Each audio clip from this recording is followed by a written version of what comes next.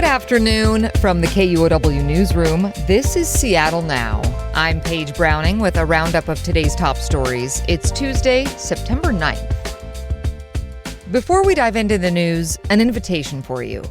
On Seattle Now, we bring you the news you need to know twice a day. And you get this show thanks to an entire newsroom of local journalists at KUOW who are following stories across the city. You hear them all the time. Noelle Gasca, Ann Dornfeld, John Ryan, Monica Nicholsberg, just to name a few.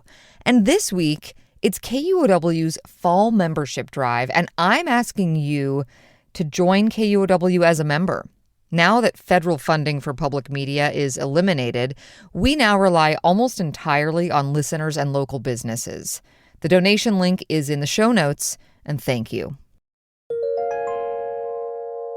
On to our big story, COVID vaccinations. Washington State's health department recommends annual COVID shots for everyone over 6 months old, and insurance companies are generally expected to cover them. Eilish O'Neill has more. Whatever confusing and conflicting recommendations are coming from the federal government, what matters in terms of insurance coverage is what the CDC says. Richard Hughes is an attorney and a professor of vaccine law at George Washington University. Those recommendations are what guide coverage requirements. The CDC's vaccine committee is meeting next week, and some insurance companies might base their coverage on it. But in Washington state, that only affects people whose insurance comes from a large employer. The state has made it so everyone with Apple Health, all kids, and anyone with a small employer or who bought their health plan on the Washington State Health Exchange can get the vaccine for free, regardless of what the CDC says. Eilish O'Neill, KUOW News. In other health news catching attention, Washington State will destroy part of a stockpile of abortion medication in January when the 30,000 doses expire. But the state still has thousands more mifepristone pills that don't expire until late 2028, as well as a separate stockpile of the abortion medication misoprostol. Former Governor Jay Inslee authorized the creation of the first-in-the-nation stockpile in 2023 after the U.S. Supreme Court overturned Roe v. Wade.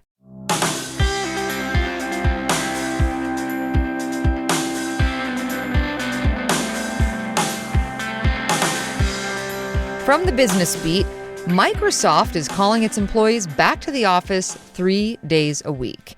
It's part of a broader culture shift at the Redmond software giant. Monica Nicholsberg reports. Other big tech companies like Amazon have been cracking down on the work-from-home legacy of the pandemic. But Microsoft was a holdout, until now. Starting in February, Microsoft workers will be expected to spend at least 3 days a week in the office. Microsoft announced the policy the day after letting 42 employees go. It's the latest in a series of layoffs that have left thousands of Microsoft workers without a job.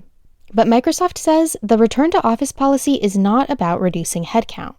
It's about winning the AI arms race. Microsoft's battle for AI dominance has led to more performance pressure on employees. If they're not able to comply with the in-office policy, they have until September 19th to apply for an exemption. Monica Nicholsberg, KUOW News. In politics, how we finance campaigns is changing again, slightly. Next year, residents of North Seattle's District 5 will vote in a special election to fill a vacancy created by former councilmember Kathy Moore's retirement. It'll be the first election where democracy vouchers are limited to residents of a single district. KNKX Murrow News fellow Nate Sanford has more. Every past election in the history of Seattle's voucher program has been citywide, meaning every voter in the city received $100 in coupons to donate to any candidate in any race. But in next spring's special election, only residents of District 5, which borders Shoreline in the northern part of Seattle, will be able to vote and use vouchers. Nilu Jenks is a former District 5 City Council candidate.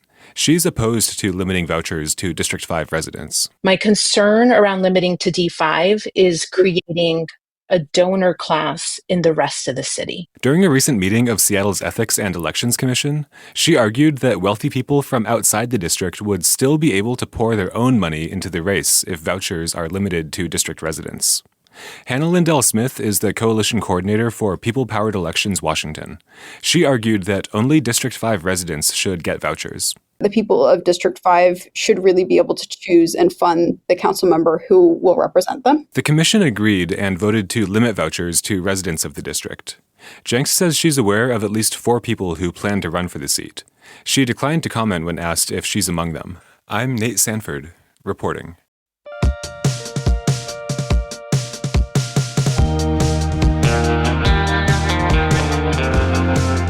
News today is coming from our environment beat. King County's Solid Waste Division has awarded more than $2 million in grants to projects that reduce waste and cut greenhouse gas emissions.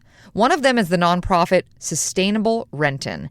It's getting $150,000 to divert thousands of pounds of food every month from the landfills to food banks and other places that'll use it.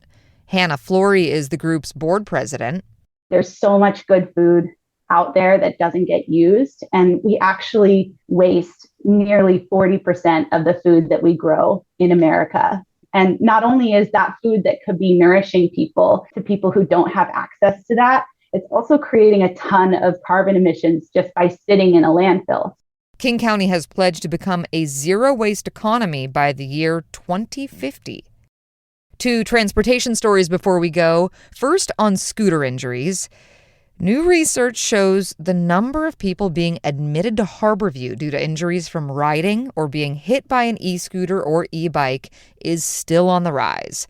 Axios Seattle reports Harborview treated 29 related injuries in 2020 and 163 last year. Accidents among children under 15 more than doubled, and people between 15 and 24 suffered the most injuries. One expert said the injuries seem to be a consequence of treating e-scooters like toys, not vehicles. People not into scootering have a new option coming soon. Sound Transit marked a milestone last night when it ran an electric-powered rail car across the I-90 floating bridge for the first time. This is the testing phase to connect light rail from the east side to Seattle. Next up, a whole lot of practice trips across the bridge before a possible opening next year. When it does open, it'll be the world's first light rail system to run on a floating bridge. Good luck to the Seattle Storm tonight, who have a huge game at 7. If they win against Golden State, that'll punch their ticket to the playoffs. And next time on Seattle Now, Seattle Storm superstar Sue Bird reached immortality this weekend at the Naismith Memorial Basketball Hall of Fame in Springfield, Massachusetts.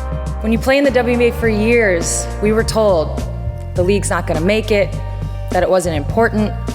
But we're in Massachusetts, so like the great Will Hunting once said, how do you like them apples? We'll dive into Sue Bird as the player, activist, and Seattle icon Wednesday morning. And that's all for today from the KUOW newsroom in Seattle. Our producer is Andy Hurst, and I'm Paige Browning.